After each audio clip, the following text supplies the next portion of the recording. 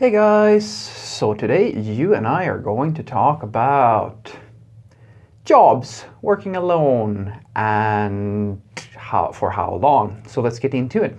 So the question in question was, Fredrik, I am working alone and I know that you have been saying that this is really bad. For how long should I stay with a given company working alone before I start damaging my career? And the short answer is usually you're already doing it more or less. It's not so much that you are damaging your career, you're simply not gaining as much as you could be doing. Let me explain. So this is a very complicated question. Like the full question was something along the lines that this person had been watching one of my videos, and as you know, I've been saying that the one most important thing that a software developer, especially as a junior, that the thing that can happen to you is that you're working as part of a team. There's nothing you could possibly do that is more important than working as part of a group of other developers with more senior experiences. Working alone is the most surefire way for you to cripple your future career. Simply because in the beginning, you have a lot of questions. Your learning is going to be slowed down because you can't get answers to those questions. You can't get any guidance. You can't get any tips on how to do things or tools to look into or stuff to read up on. You have so much to lose from working alone. But as this person was describing, he has been working now for a few months as a solo developer, remote solo developer, as I understood it. And that is, very funnily, the worst case scenario that I can possibly imagine. Apart from not having a job, of course, I mean, it's better than that, but this is like the worst situation that you can be in as a junior developer.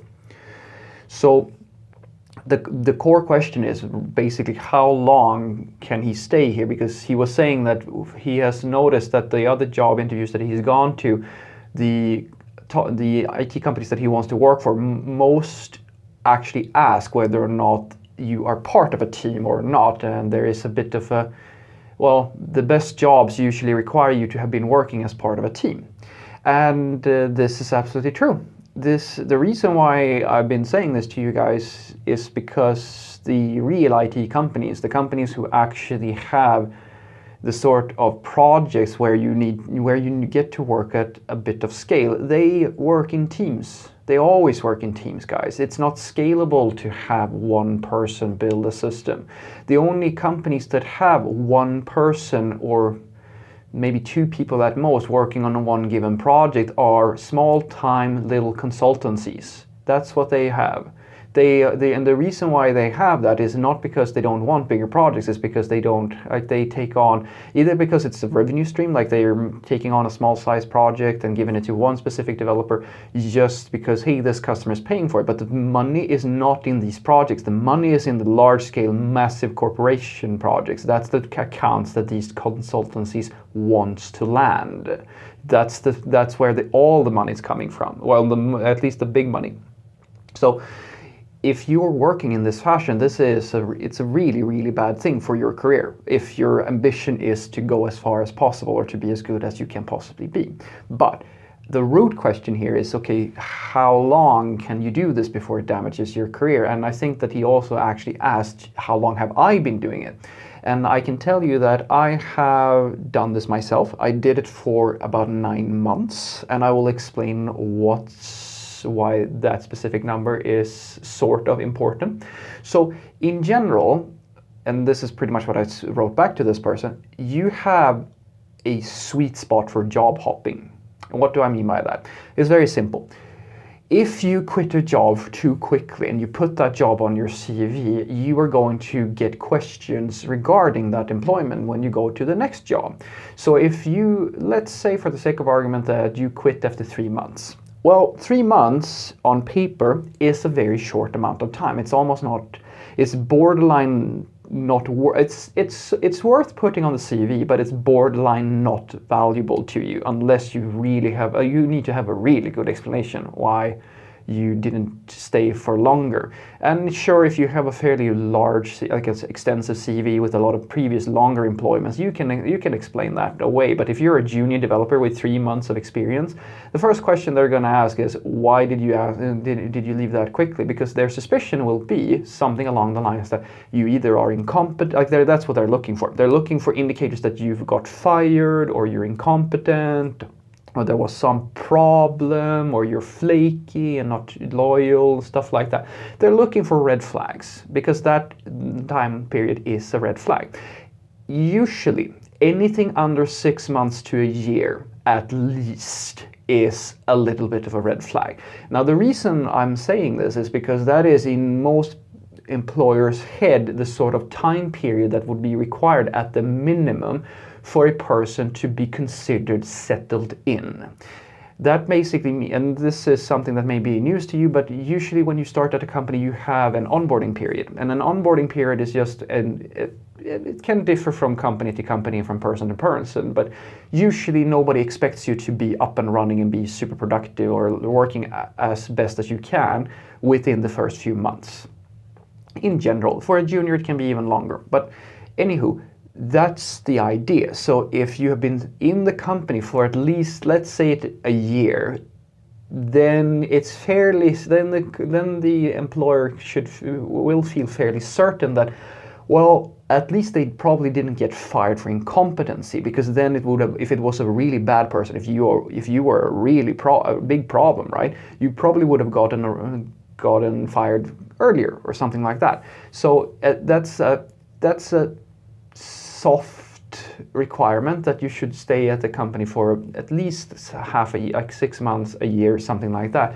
If you don't want things to look kind of weird on your CV, even 6 months for some employers will be a problem. This is very subjective, guys, so I'm not saying that it has this, I mean, it can be 3 months as well. It's just that you should be aware of that it will raise questions with certain employers.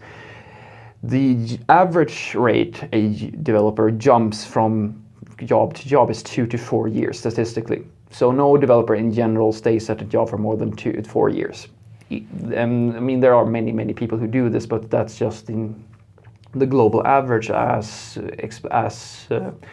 claimed by Stack Overflow.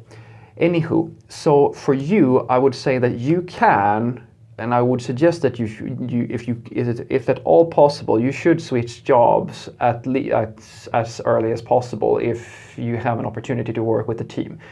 Ideally, you should stay for at least around 6 months at least, because that's usually the time period that will be beneficial to you. Because if you're there for 6 months, then you can always kind of explain away that if somebody asks, you can always say that, well, after 6 months of working there, I started to feel that I wanted to do more serious development, and be honest about that. Just say that you were really enjoying your time there, be transparent and say that it was a good job, but I just felt that I was working alone, and for me it was very important to get to be challenged and to be able to work with coworkers and actually get to work in the fashion that is more common within the industry, because I wanted to have peers, basically. So what I want you to take away from this is that if you're working alone like this individual, it is vital for you, if it at all possible, to get a work situation where you have coworkers.